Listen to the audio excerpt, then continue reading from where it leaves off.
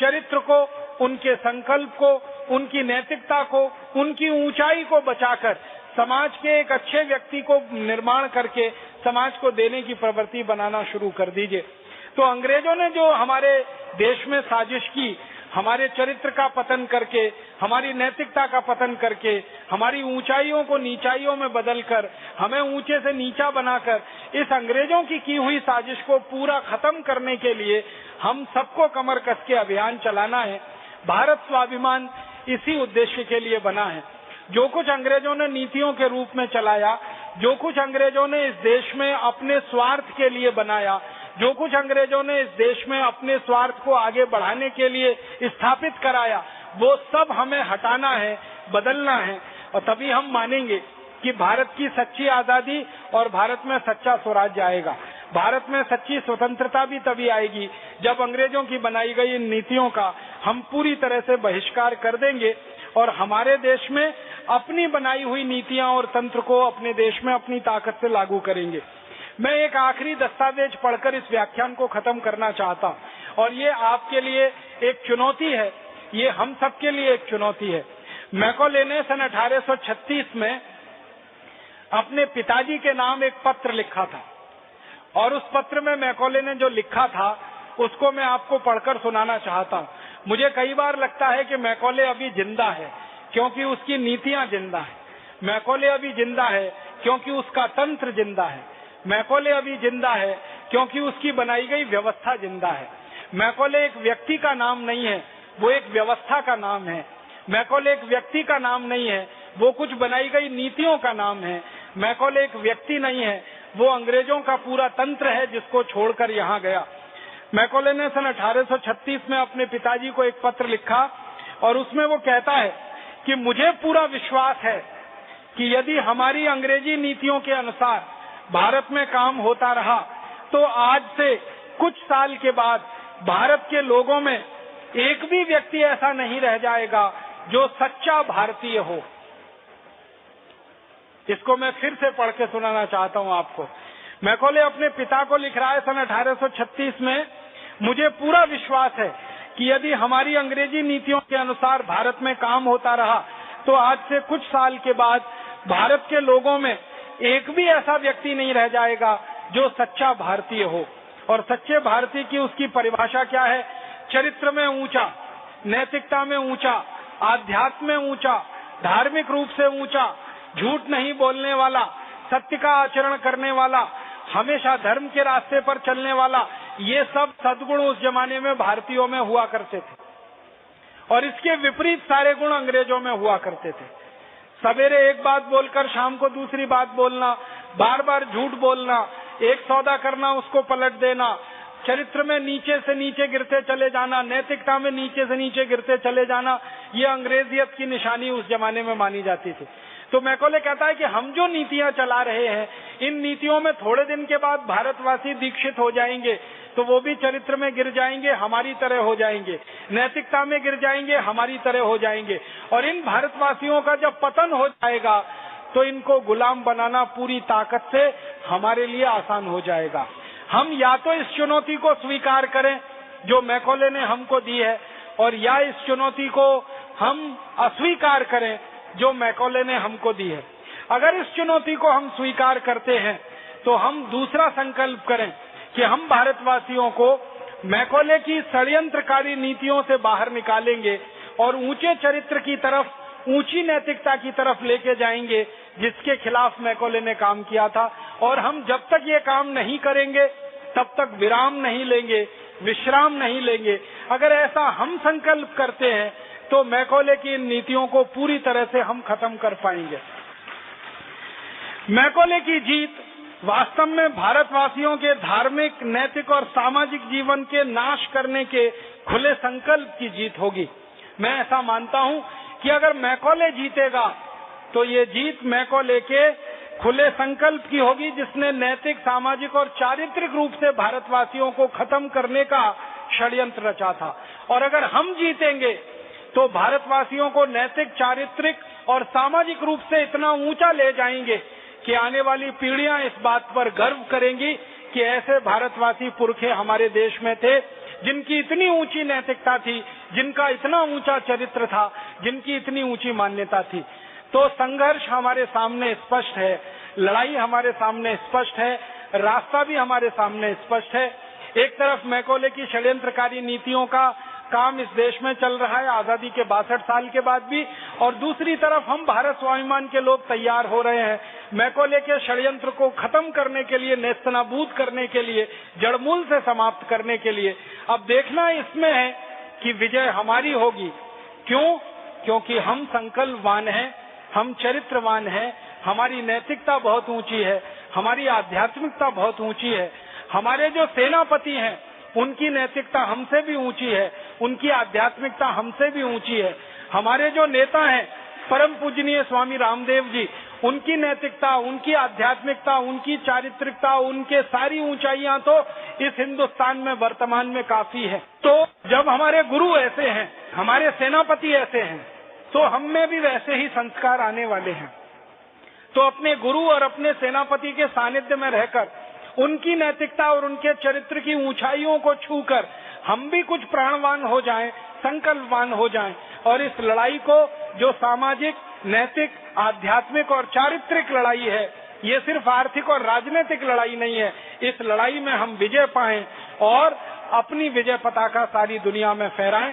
ऐसा बोलकर मैं आप सभी का धन्यवाद करता हूं, आभार करता हूं। आपका बहुत आभारी रहूंगा कि जो बातें मैंने आपसे कही हैं, इनको आप हमेशा हृदयांगम करके रखेंगे, इनको अपनी समझ में रखेंगे, अपने दिमाग में रखेंगे, और अपने जीवन के कदम कदम पर इस प्रयास को करते रहेंगे कि हमें चारित्रिक रूप से, नैतिक रूप से, आध्यात्मिक रूप से ऊंचा होते जाना है, और दूसरे अपने सहयोगी भाइयों को चारित्रिक रूप से, नैतिक रूप से, आध्यात्मिक रूप से ऊंचा उठाते जाना है। उनकी व्यसन मुक्ति करानी है, शराब मुक्त करना है, व्यसन मुक्त करना है, वासना मुक्त करना है, उनको सभी बुराइयों से, सभी दुर्गुणों से बाहर निकालकर इस आध्यात्मिकता और सामाजिकता के उच्च पथ पर ले जाना है। भगवान हमको इसमें शक्ति प्रदान करे, ईश्वर हमको इसमें शक्ति प्रदान करे, ऐसी उनसे मैं प्रार्थना करता हूँ। हम सब में संकल्प भरे, ऐसी मैं ईश्वर से प्रार्थना करता हूँ, और हम सब ईश्वर पुत्र अपने सदगुरु के साथ मिलकर इस अभियान में कामयाब हों, ऐसी बहुत बहुत शुभकामनाओं के साथ आपका आभार।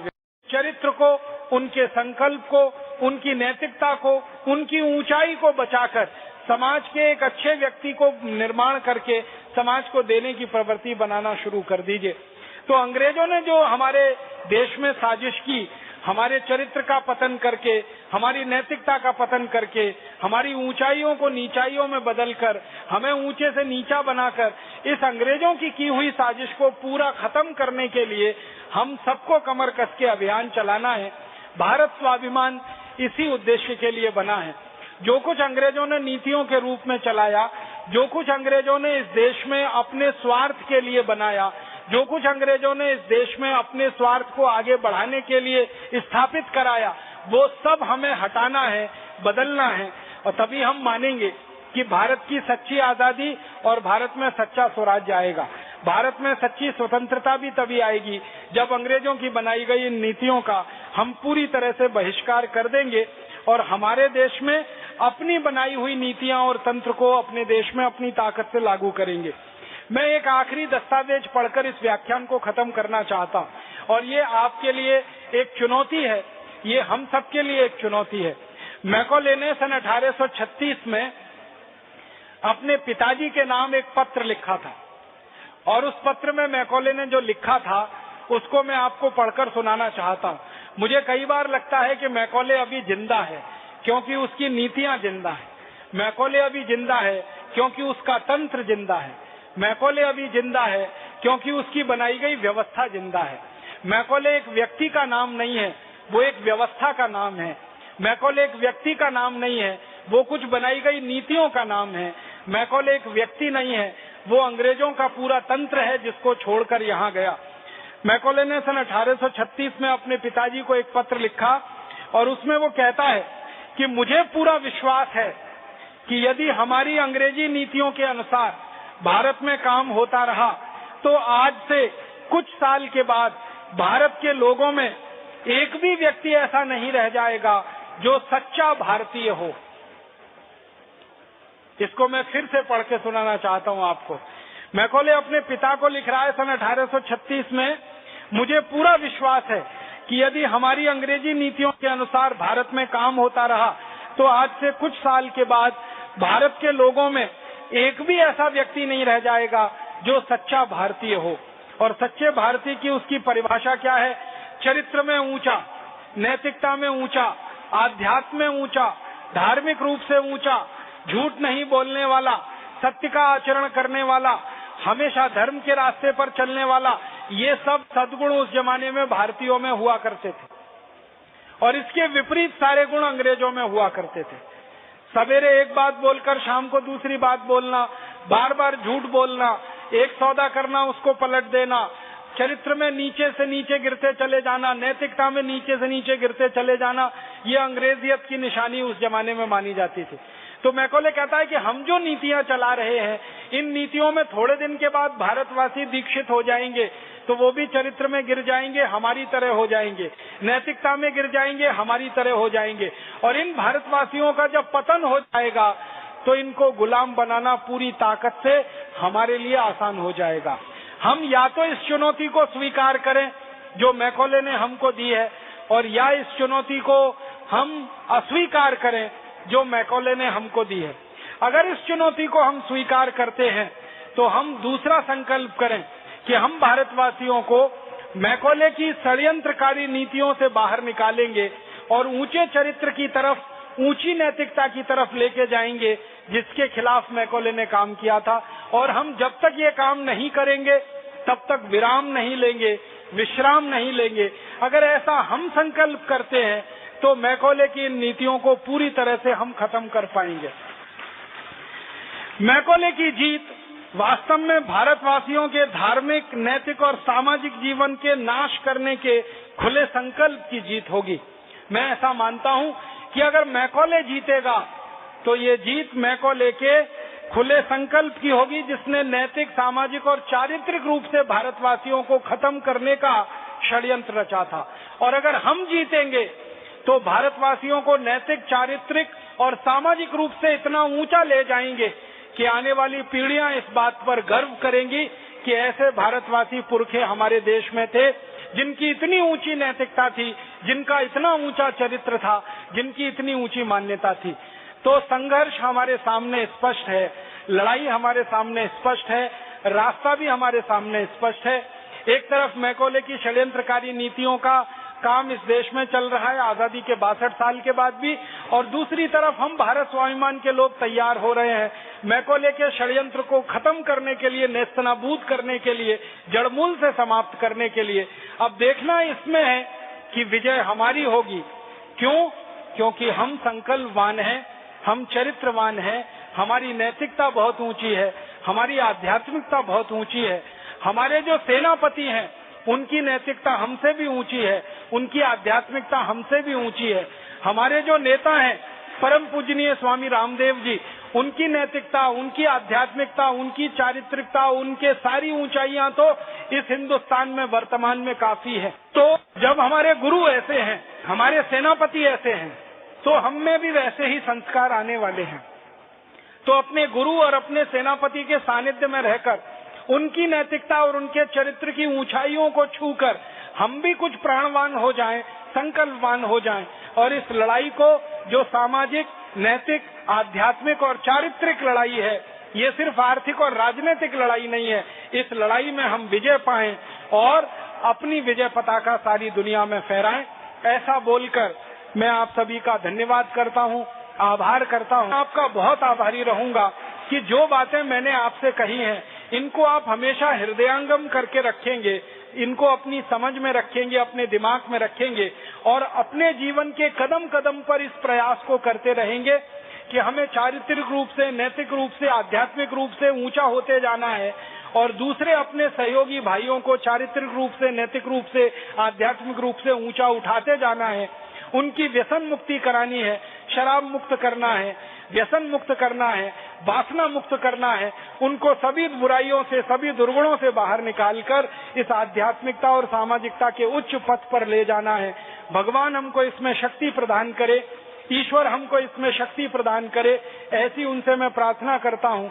हम सब में संकल्प भरे, ऐसी मैं ईश्वर से प्रार्थना करता हूँ। और हम सब ईश्वर पुत्र अपने सदगुरु के साथ मिलकर इस अभियान में कामयाब हों, ऐसी बहुत बहुत शुभकामनाओं के साथ आपका आभार। चरित्र को, उनके संकल्प को, उनकी नैतिकता को, उनकी ऊंचाई को बचाकर समाज के एक अच्छे व्यक्ति को निर्माण करके समाज को देने की प्रवृत्ति बनाना शुरू कर दीजिए। तो अंग्रेजों ने जो हमारे देश में साजिश की, हमारे चरित्र का पतन करके, हमारी नैतिकता का पतन करके, हमारी ऊंचाइयों को नीचाइयों में बदलकर, हमें ऊंचे से नीचा बनाकर, इस अंग्रेजों की हुई साजिश को पूरा खत्म करने के लिए हम सबको कमर कस के अभियान चलाना है। भारत स्वाभिमान इसी उद्देश्य के लिए बना है। जो कुछ अंग्रेजों ने नीतियों के रूप में चलाया, जो कुछ अंग्रेजों ने इस देश में अपने स्वार्थ के लिए बनाया, जो कुछ अंग्रेजों ने इस देश में अपने स्वार्थ को आगे बढ़ाने के लिए स्थापित कराया, वो सब हमें हटाना है, बदलना है। और तभी हम मानेंगे कि भारत की सच्ची आजादी और भारत में सच्चा स्वराज्य आएगा। भारत में सच्ची स्वतंत्रता भी तभी आएगी जब अंग्रेजों की बनाई गई इन नीतियों का हम पूरी तरह से बहिष्कार कर देंगे और हमारे देश में अपनी बनाई हुई नीतियां और तंत्र को अपने देश में अपनी ताकत से लागू करेंगे। मैं एक आखिरी दस्तावेज पढ़कर इस व्याख्यान को खत्म करना चाहता हूं और ये आपके लिए एक चुनौती है, ये हम सबके लिए एक चुनौती है। मैकॉले ने सन 1836 में अपने पिताजी के नाम एक पत्र लिखा था और उस पत्र में मैकॉले ने जो लिखा था उसको मैं आपको पढ़कर सुनाना चाहता हूँ। मुझे कई बार लगता है कि मैकॉले अभी जिंदा है क्योंकि उसकी नीतियां जिंदा है। मैकॉले अभी जिंदा है क्योंकि उसका तंत्र जिंदा है। मैकॉले अभी जिंदा है क्योंकि उसकी बनाई गई व्यवस्था जिंदा है। मैकॉले एक व्यक्ति का नाम नहीं है, वो एक व्यवस्था का नाम है। मैकॉले एक व्यक्ति का नाम नहीं है, वो कुछ बनाई गई नीतियों का नाम है। मैकॉले एक व्यक्ति नहीं है, वो अंग्रेजों का पूरा तंत्र है जिसको छोड़कर यहाँ गया।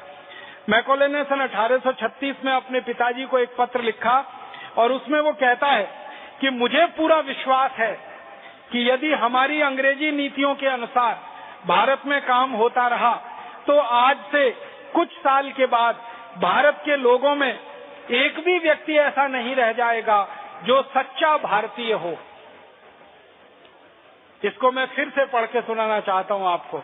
मैकॉले अपने पिता को लिख रहा है सन 1836 में, मुझे पूरा विश्वास है कि यदि हमारी अंग्रेजी नीतियों के अनुसार भारत में काम होता रहा तो आज से कुछ साल के बाद भारत के लोगों में एक भी ऐसा व्यक्ति नहीं रह जाएगा जो सच्चा भारतीय हो।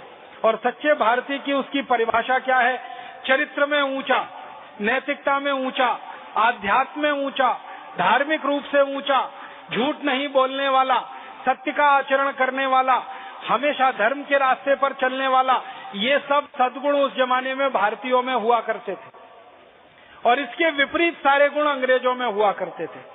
सवेरे एक बात बोलकर शाम को दूसरी बात बोलना, बार बार झूठ बोलना, एक सौदा करना उसको पलट देना, चरित्र में नीचे से नीचे गिरते चले जाना, नैतिकता में नीचे से नीचे गिरते चले जाना, ये अंग्रेजियत की निशानी उस जमाने में मानी जाती थी।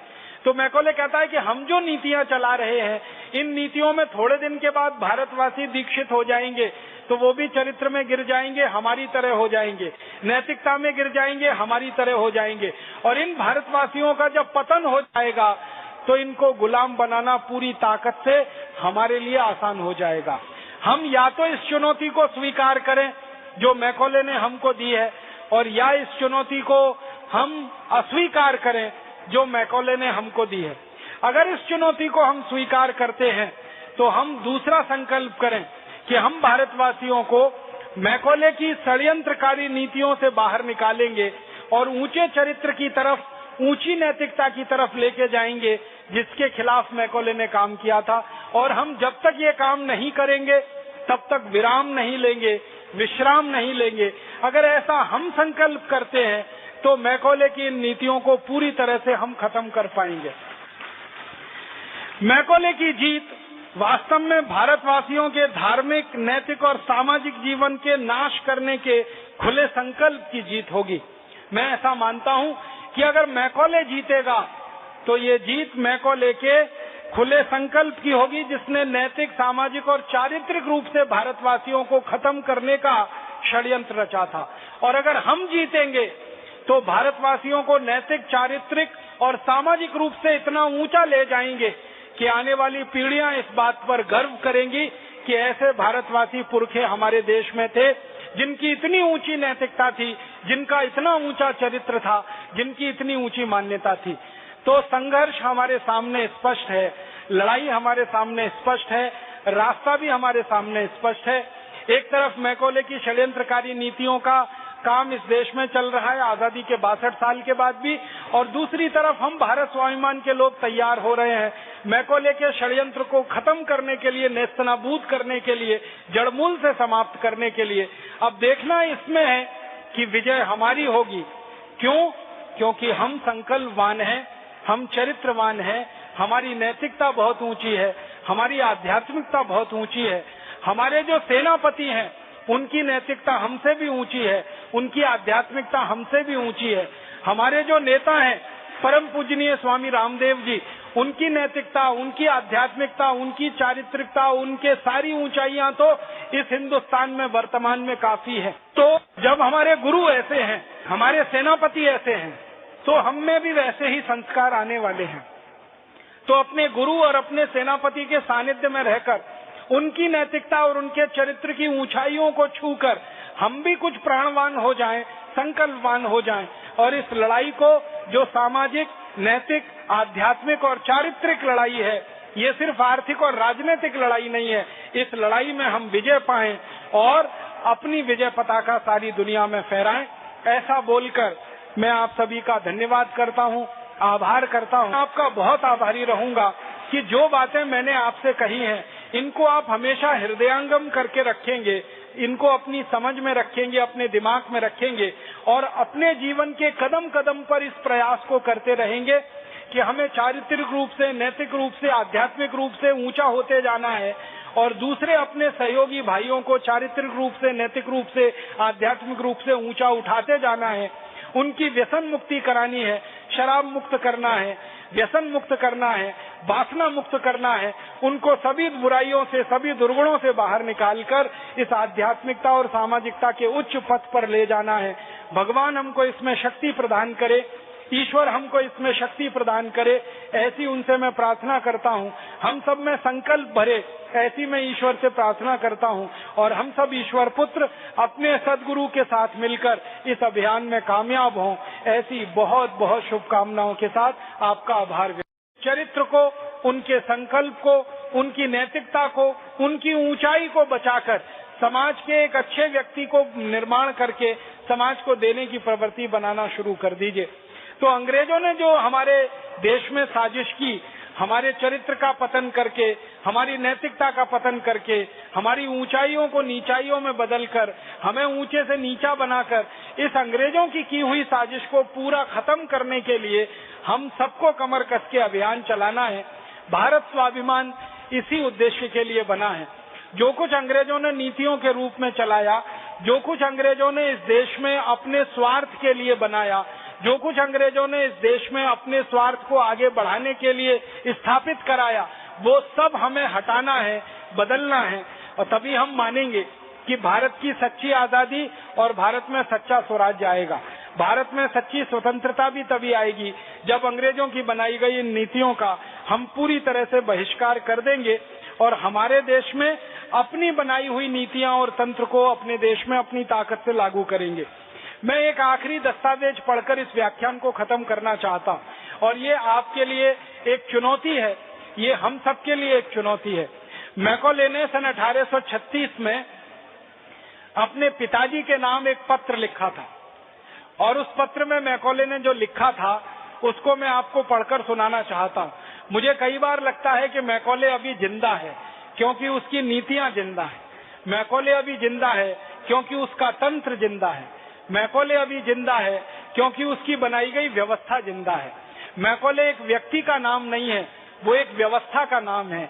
मैकॉले एक व्यक्ति का नाम नहीं है, वो कुछ बनाई गई नीतियों का नाम है। मैकॉले एक व्यक्ति नहीं है, वो अंग्रेजों का पूरा तंत्र है जिसको छोड़कर यहाँ गया। मैकॉले ने सन 1836 में अपने पिताजी को एक पत्र लिखा और उसमें वो कहता है कि मुझे पूरा विश्वास है कि यदि हमारी अंग्रेजी नीतियों के अनुसार भारत में काम होता रहा तो आज से कुछ साल के बाद भारत के लोगों में एक भी व्यक्ति ऐसा नहीं रह जाएगा जो सच्चा भारतीय हो। इसको मैं फिर से पढ़ के सुनाना चाहता हूं आपको। मैकॉले अपने पिता को लिख रहा है सन 1836 में, मुझे पूरा विश्वास है कि यदि हमारी अंग्रेजी नीतियों के अनुसार भारत में काम होता रहा तो आज से कुछ साल के बाद भारत के लोगों में एक भी ऐसा व्यक्ति नहीं रह जाएगा जो सच्चा भारतीय हो। और सच्चे भारतीय की उसकी परिभाषा क्या है? चरित्र में ऊंचा, नैतिकता में ऊंचा, आध्यात्म में ऊंचा, धार्मिक रूप से ऊंचा, झूठ नहीं बोलने वाला, सत्य का आचरण करने वाला, हमेशा धर्म के रास्ते पर चलने वाला, ये सब सद्गुण उस जमाने में भारतीयों में हुआ करते थे। और इसके विपरीत सारे गुण अंग्रेजों में हुआ करते थे। सवेरे एक बात बोलकर शाम को दूसरी बात बोलना, बार बार झूठ बोलना, एक सौदा करना उसको पलट देना, चरित्र में नीचे से नीचे गिरते चले जाना, नैतिकता में नीचे से नीचे गिरते चले जाना, ये अंग्रेजियत की निशानी उस जमाने में मानी जाती थी। तो मैकॉले कहता है कि हम जो नीतियां चला रहे हैं, इन नीतियों में थोड़े दिन के बाद भारतवासी दीक्षित हो जाएंगे तो वो भी चरित्र में गिर जाएंगे, हमारी तरह हो जाएंगे, नैतिकता में गिर जाएंगे, हमारी तरह हो जाएंगे। और इन भारतवासियों का जब पतन हो जाएगा तो इनको गुलाम बनाना पूरी ताकत से हमारे लिए आसान हो जाएगा। हम या तो इस चुनौती को स्वीकार करें जो मैकॉले ने हमको दी है, और या इस चुनौती को हम अस्वीकार करें जो मैकॉले ने हमको दी है। अगर इस चुनौती को हम स्वीकार करते हैं तो हम दूसरा संकल्प करें कि हम भारतवासियों को मैकॉले की षड्यंत्रकारी नीतियों से बाहर निकालेंगे और ऊंचे चरित्र की तरफ, ऊंची नैतिकता की तरफ लेके जाएंगे जिसके खिलाफ मैकॉले ने काम किया था। और हम जब तक ये काम नहीं करेंगे तब तक विराम नहीं लेंगे, विश्राम नहीं लेंगे। अगर ऐसा हम संकल्प करते हैं तो मैकॉले की इन नीतियों को पूरी तरह से हम खत्म कर पाएंगे। मैकॉले की जीत वास्तव में भारतवासियों के धार्मिक, नैतिक और सामाजिक जीवन के नाश करने के खुले संकल्प की जीत होगी। मैं ऐसा मानता हूं कि अगर मैकॉले जीतेगा तो ये जीत मैकॉले के खुले संकल्प की होगी, जिसने नैतिक, सामाजिक और चारित्रिक रूप से भारतवासियों को खत्म करने का षड्यंत्र रचा था। और अगर हम जीतेंगे तो भारतवासियों को नैतिक, चारित्रिक और सामाजिक रूप से इतना ऊंचा ले जाएंगे कि आने वाली पीढ़ियां इस बात पर गर्व करेंगी कि ऐसे भारतवासी पुरखे हमारे देश में थे जिनकी इतनी ऊंची नैतिकता थी, जिनका इतना ऊंचा चरित्र था, जिनकी इतनी ऊंची मान्यता थी। तो संघर्ष हमारे सामने स्पष्ट है, लड़ाई हमारे सामने स्पष्ट है, रास्ता भी हमारे सामने स्पष्ट है। एक तरफ मैकॉले की षड्यंत्रकारी नीतियों का काम इस देश में चल रहा है आजादी के 62 साल के बाद भी, और दूसरी तरफ हम भारत स्वाभिमान के लोग तैयार हो रहे हैं मैकॉले के षड्यंत्र को खत्म करने के लिए, नेस्तनाबूद करने के लिए, जड़मूल से समाप्त करने के लिए। अब देखना इसमें है कि विजय हमारी होगी। क्यों? क्योंकि हम संकल्पवान हैं, हम चरित्रवान हैं, हमारी नैतिकता बहुत ऊंची है, हमारी आध्यात्मिकता बहुत ऊंची है। हमारे जो सेनापति हैं उनकी नैतिकता हमसे भी ऊंची है, उनकी आध्यात्मिकता हमसे भी ऊंची है। हमारे जो नेता हैं परम पूजनीय स्वामी रामदेव जी, उनकी नैतिकता, उनकी आध्यात्मिकता, उनकी चारित्रिकता, उनके सारी ऊंचाइयां तो इस हिंदुस्तान में वर्तमान में काफी है। तो जब हमारे गुरु ऐसे हैं, हमारे सेनापति ऐसे हैं, तो हम में भी वैसे ही संस्कार आने वाले हैं। तो अपने गुरु और अपने सेनापति के सानिध्य में रहकर, उनकी नैतिकता और उनके चरित्र की ऊंचाइयों को छूकर हम भी कुछ प्राणवान हो जाएं, संकल्पवान हो जाएं, और इस लड़ाई को, जो सामाजिक, नैतिक, आध्यात्मिक और चारित्रिक लड़ाई है, ये सिर्फ आर्थिक और राजनीतिक लड़ाई नहीं है, इस लड़ाई में हम विजय पाएं और अपनी विजय पताका सारी दुनिया में फहराएं।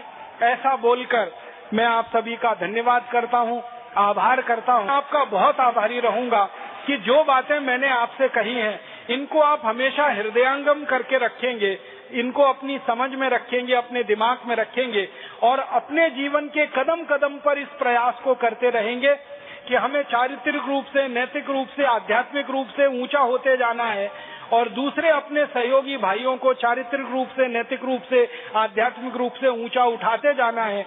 उनकी व्यसन मुक्ति करानी है, शराब मुक्त करना है, व्यसन मुक्त करना है, वासना मुक्त करना है उनको।